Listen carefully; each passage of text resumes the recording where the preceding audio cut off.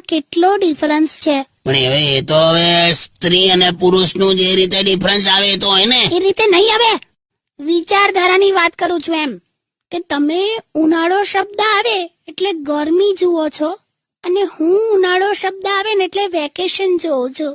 હા તો જો ભાઈ, બીજું હું એવું નહીં, એટલે મારે કશે જવું છે બહાર. તે જાને પણ 15-20 મિનિટમાં આવી જજે, કેમ કે બહાર બહુ તડકો છે. એ રીતે નહીં યાર, તમે જાણી જોઈને આમ સમજતા નથી ને મારી વાત. હું પણ મારે વેકેશનમાં કશે બહાર જવું છે એમ કહું છું. તમે લગ્ન પહેલા લઈ જતા હતા ને મને, આમ કેવું થિયેટરમાં, પાર્કમાં, રેસ્ટોરન્ટમાં, બહારગામ ફરવા, એવું આમ લગ્ન થયા પછી તો સાવ બંધ કરી દીધું છે. હા તો પણ તે કોઈ દિવસ નેતાને ઇલેક્શન જીત્યા પછી પ્રચાર કરતો જોયો છે? એટલે નહીં લઈ જાવ એમ ને?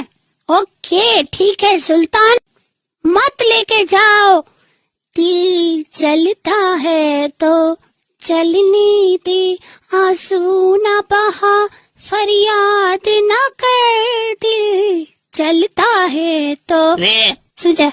क्या है दिल जलता है जलने दे? खाली दिल नहीं जलता है भाईबंध. બપોરે તડકામાં ઊભી રહેલી બાઇકની સીટ.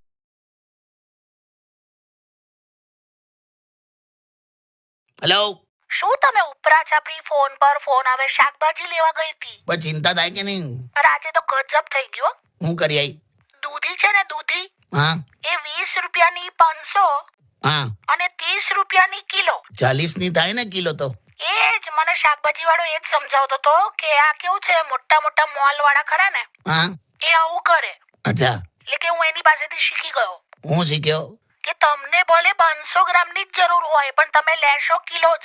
વાહ, ક્યાં વાત હે. પછી ત્યાં શું કર્યું? મેં કિલો લઈ લીધી. આટલું પેલા સમજાયું તોય? પણ 10 રૂપિયા બચ્યા ને. અલા પણ આજ તો માનસિકતા સમજાવતો તો એ. પણ આપણે મોંઘવારી જોવાની કે નહીં? શું યાર, આ જો સોનું 1 લાખ પર ગયું, હવે કદાચ પેટ્રોલ 100 નું થશે. બસ પેટ્રોલ 100 નું થાય એટલે ત્યાં જ હેલ્મેટ કાઢીને આમ ઉપર જોવાનું, જાણે આપણે સેન્ચુરી મારી હોય.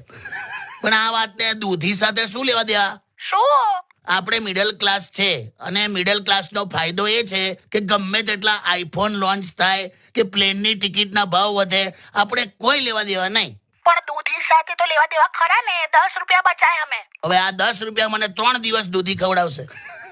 કાકા, દૂધીનું શાક, દૂધીના મુઠિયા, દૂધીના થેપલા. અરે તમને અલગ ખવડાવીશ બસ.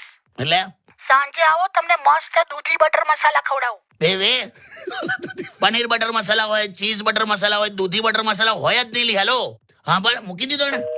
Hello way, hello. શું તમે ઉપરા છાપરી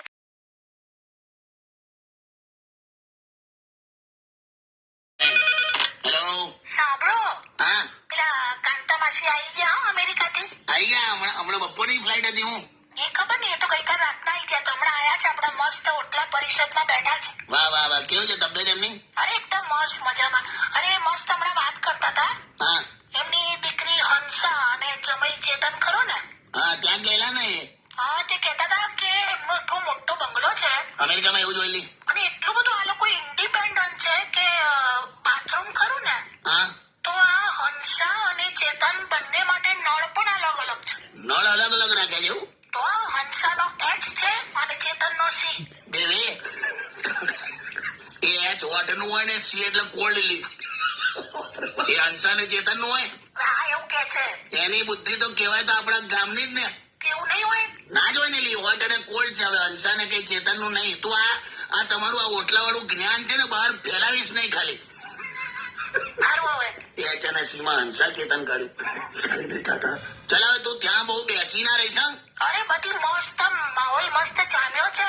પાછું હું જમાવટ કરી. આ લોકો બધા એવું કહેવા માંગે છે કે અત્યારે છે ને ગરમીમાં હા, પાકિસ્તાનનું પાણી બંધ કરી દેવાનું અને ચોમાસું ચાલુ થાય ને એટલે છોડી દેવાનું. એમ તો એમને કશું કર્યા વગર બરબાદ થઈ જશે. સરસ. તમે બધા એટલે જવાના છો એલઓસી પર આવું બધું કરવા? ના એવું નક્કી નથી થયું. તો રક્ષામંત્રીને કીધું, વાત કરી? એવો નંબર ક્યાંથી મળે? આ બનતા બેઠા બેઠા ઇન્ટરનેશનલ ડિસિઝનો લો છો ઓટલા પર. તમારો ઓટલો દેશનો ગોટલો કાઢી નાખશે. હું જોતો જેનું કામ છે કરીને કરવા દે ને. અરે કાલે ડિસ્કશન કરીએ છે. હવે સાંભળો, હા, સાંજે તમે આવો ને તો પેલો લોટનો ડબ્બો ખોલી આપજો, મારાથી ખુલતો નથી. તઈ બેઠા બેઠા ઇન્ડસના ડેમ ખોલી નાખ્યા તે ડબ્બા ખુલતા નહીં. હા સાલે સોરી. હું કહે બોલો.